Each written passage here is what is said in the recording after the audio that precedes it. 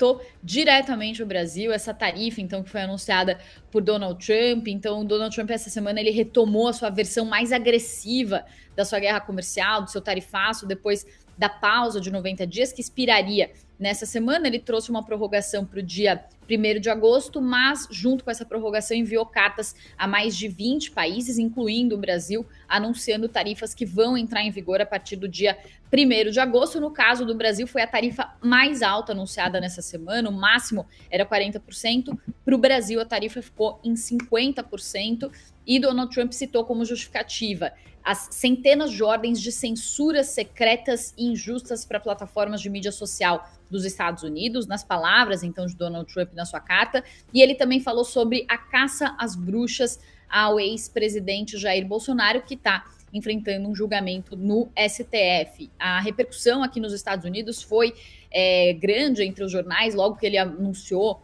a medida, dizendo que Trump mostra que essas disputas pessoais estão influenciando a sua política externa, também falando sobre a intervenção na soberania de outro país. E o presidente Lula logo respondeu também nas redes sociais. Ele disse que ia usar a lei de reciprocidade, que é uma lei que foi aprovada em abril e que permite ao presidente Lula também retaliar com tarifas se Donald Trump não voltar atrás. Também falou que os dados informados por Donald Trump sobre um déficit, um saldo negativo das contas da balança comercial entre Brasil e Estados Unidos estavam incorretos, dizendo que há um déficit por parte do Brasil, ou seja, um superávit, um saldo positivo do comércio entre Estados Unidos e Brasil de 410 bilhões ao longo dos últimos 15 anos, e também falou que o processo judicial contra aqueles que planejaram um golpe de Estado é de competência apenas da justiça brasileira. Também nessa quinta ele deu entrevistas à TV Globo e à Record, e ele falou que está disposto a negociar com Trump se for necessário,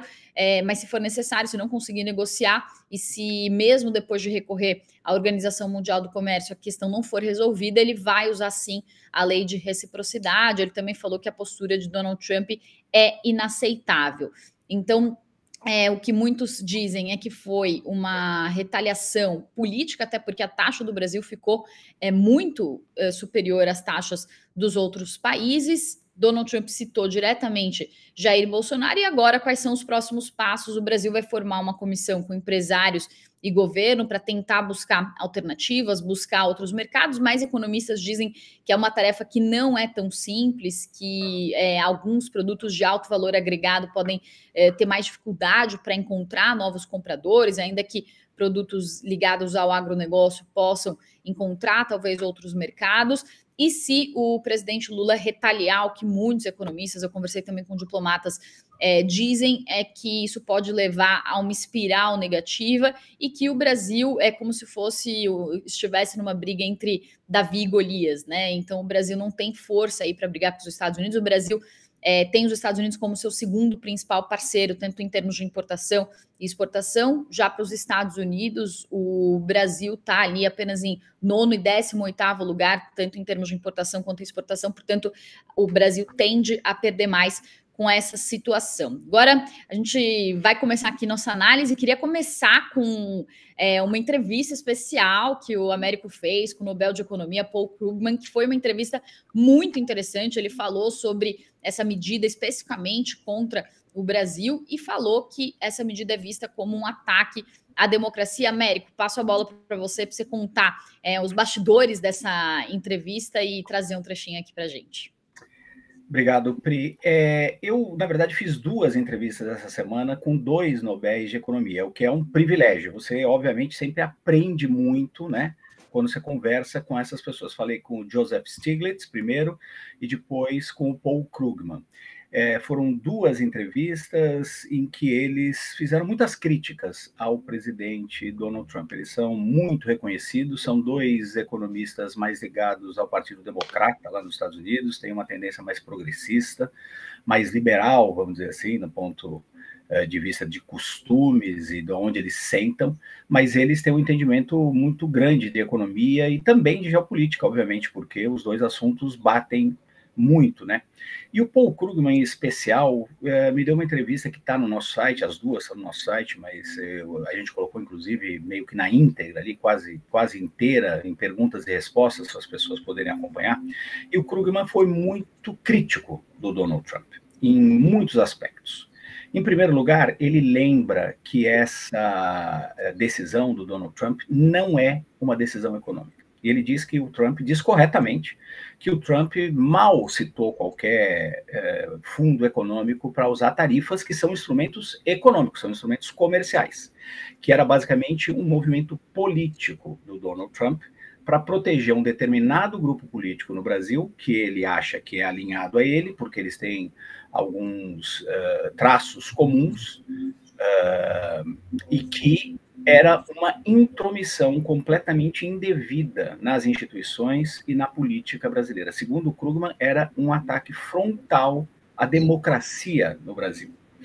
E ele continua. Ele fez, inclusive, um paralelo, a gente vai ouvir aí um trechinho dele, etc. e tal, fez um paralelo sobre se a China tomasse uma atitude parecida com os Estados Unidos, o que os Estados Unidos iriam achar. Os Estados Unidos iriam achar que era uma declaração de guerra. A gente vai ouvir esse trechinho daqui a pouco.